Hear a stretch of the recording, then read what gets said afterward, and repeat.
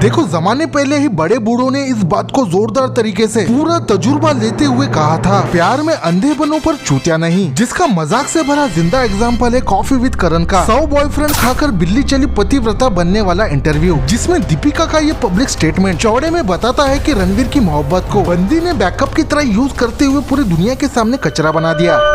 अभी तो तुमने बोला I was seeing other people but I would go back to him, तुमको अब याद नहीं आ रहा है। तो मुद्दे की बात ऐसी है कि आई डोंट नो दीपिका का ये सो कॉल्ड कूल दिखने वाला स्टेटमेंट, ओपिनियन, माइंडसेट किसी को अच्छा लगा होगा या नहीं, बट ऑनेस्टली कहूँ तो मुझे जोरदार तरीके से रणवीर के ऊपर तरस आ रहा है। आई मीन जब बंदा अपनी फटी आंखों के सामने जो बुलशिट लेवल की बातें सुन रहा था, देख रहा था, तब लिटरली इस बेचारे बंदे के इस 10-15 सेकंड के एक्सप्रेशन चौड़े में इस बात को जोरदार तरीके से एक्सप्रेस करता है कि बंदा पूरी तरीके से टूट चुका है। बट फिर भी रणवीर के कामनेस को मानना पड़ेगा। इतनी डिस्गस्टिंग बातें बोलने के बाद भी बंदा कूल रहा और अपना आपा ना खोते हुए उस नल्ले शो की गरिमा को बनाए रखा। अब जिस बंदे को ये नहीं पता कि किस कांड को लेकर यहाँ पर कॉमेंट्री या रिएक्शन दिया जा रहा है, तो इन शॉर्ट बता दूं कि कॉफी विद करण के लेटेस्ट एपिसोड में दीपिका ने अपने पास्ट के रिलेशन को लेकर कुछ ऐसी कड़वी बात कह दी जिसे कॉमन मैन भी पब्लिक में डिस्कस करने से बचता है। आई मीन कौन अपने पति के सामने ऐसा कहता है कि जब मैं रणवीर के साथ डेट कर रही थी उस टाइम पर मैं और भी अपने लिए बेटर पार्टनर्स देख रही थी और एक्साइटेड होकर फन मस्ती में वो सब कुछ कर रही थी जो मुझे उस पर्टिकुलर एज में करना चाहिए था, और इतना रायता फैलाना कम नहीं था। ऊपर से बंदी कहती भी है मैं डेटिंग तो सभी के साथ कर रही थी बट माइंड से मैं रणवीर के साथ ही कमिटेड थी। कहने का मतलब ये है कि ये तो वही बात हो गई, पहले इस्तेमाल करो फिर विश्वास करो। आई नो जब तुम जवानी में होते हो तो अपने बेरंग दुनिया में दुनिया के सारे गीले रंग अपने समाधान की अंगूठी में फिट करने के लिए बहुत से मिडिल फिंगर्स को ट्राई करते हैं, और देखा जाए तो ये तुम्हारा पर्सनल मामला है, तुम्हारी अपनी चॉइस है। 5 लोगों के साथ डेटिंग करो, 10 के साथ करो या 1000 के साथ, बट प्राइवेट लाइफ सीक्रेसी नाम की भी कोई चीज होती है। कहने का मतलब ये है कि पब्लिकली बताने की क्या जरूरत थी। भले ही करोड़ों कांड किए हो तुमने अपनी बीती कलरफुल लाइफ में, पर अब तुम बड़े हो चुके हो, शादी हो चुकी है तुम्हारी, और इतने मेच्योर हो चुके हो कि डिप्रेशन जैसे हार्डकोर टॉपिक के ऊपर तगड़े लेवल का ज्ञान भी पेल सकते हो। बट फिर भी इस बंदी ने सो कॉल्ड फेक फेमिनिस्ट बनते हुए जैसे कि बहुत बड़ा तीर मार लिया हो, वैसे प्राउडली बता रही है कि मैंने मल्टीपल लोगों के साथ फन मस्ती करते हुए डेटिंग की थी, ये सोच कर कि कोई अच्छा मिल जाए तो उसके साथ सेटल हो जाऊं। बट साइमल्टेनियसली उस टाइम पर मैं अपने माइंड से रणवीर के साथ भी कमिटेड थी, ये सोचकर कि अगर कोई इससे बेटर लौंडा अगर मुझे नहीं मिलता है तो मैं रणवीर से शादी कर लूं। तो टेक्निकली देखा जाए तो रणवीर सिंह बंदी के लिए किसी फ्रीकिंग बैकअप से ज्यादा और कुछ नहीं था, जो अक्सर हमारे नॉर्मल सोसाइटी के निब्बा निब्बी के अंदर होता ही रहता है। और सच कहूँ तो इस बात से मुझे घंटा भी फर्क नहीं पड़ता कि ये सो कॉल्ड सुपरस्टार अपना मुंह कहा काला करते हुए बड़े बड़े कांड कर रहे हैं, बट जब कोई बड़ा सेलिब्रिटी अपने पर्सनल लाइफ के एक्सपीरियंस को फकिंग पब्लिक प्लेटफॉर्म के ऊपर शेयर करती है तो वो बात प्राइवेट नहीं रह जाती। आई मीन कहने की बात ये है कि आप जो कूल बनने के चक्कर में डिप्रेशन का चोगा ओढ़ते हुए झंड फेक फेमिनिज्म के नाम पर ये जो पागलपंती से भरा मैसेज दे रहे हो, आई मीन अगर 1000 में से एक भी लड़की इस डर्टी माइंडसेट को फॉलो करती है तब भाई साहब उस लड़की से मिलने वाले हर लौंडे की जिंदगी बर्बाद हो जानी है। और जस्ट इमेजिन अगर यही बात कोई नॉर्मल सा भी लौंडा किसी प्लेटफॉर्म के ऊपर कहता था, तब तो सेम स्टेटमेंट और माइंडसेट के लिए उस बंदे की पूरी दुनिया उसकी क्लास लेती और खड़े खड़े ही उसकी चड्डी उतार देती। वो तो शराफत है रणवीर की जिसने इतने इंसल्टिंग नाइटमेयर जैसी चीज को बर्दाश्त कर लिया, पर फिर भी ऊपर से मोहतरमा थाली के बैंगन की तरह पलट रही थी, शेमलेसली इस बात को प्राउडली बताते हुए कि वो गिनती भूल चुकी है कि कितनों के साथ उसने डेटिंग की है। और एक जमाना था जब हम जैसे लोग सुपरस्टार सेलिब्रिटी को गॉड लेवल का दर्जा देते हुए उनके मिस्टीरियस लाइविश लाइफ को जानने के लिए हमेशा उत्सुक रहते थे कि आखिर ये सुपरस्टार्स क्या खाते होंगे, क्या पीते होंगे, कैसे रहते होंगे। उनके लाइफ स्टोरी की इंस्पायरिंग स्टोरी को फॉलो करते हुए बहुत से लौंडे लौंडिया उन्हें अपना आइडियल मानते थे, बट इस नल्ले इंटरव्यू को देखने के बाद स्ट्रांगली ऐसा फील होता है कि ये so called idiot superstar single fucking second के लिए भी पब्लिक का अटेंशन डिजर्व नहीं करते। सॉरी टू से बट इनकी लाइफ भी उन चूतिया निब्बा निब्बी की तरह ही है जो इनर आउटर चरम सुख के लिए किसी भी हद तक गिर सकते हैं। इसीलिए मैंने स्टार्टिंग में ही कहा था कि प्यार में अंधा बनना तो ठीक है, बट सब कुछ जानने के बाद भी अगर तुम अपने आंखों को बंद रखते हो तो तुमसे बड़ा चूतिया पूरी यूनिवर्स में और कोई नहीं।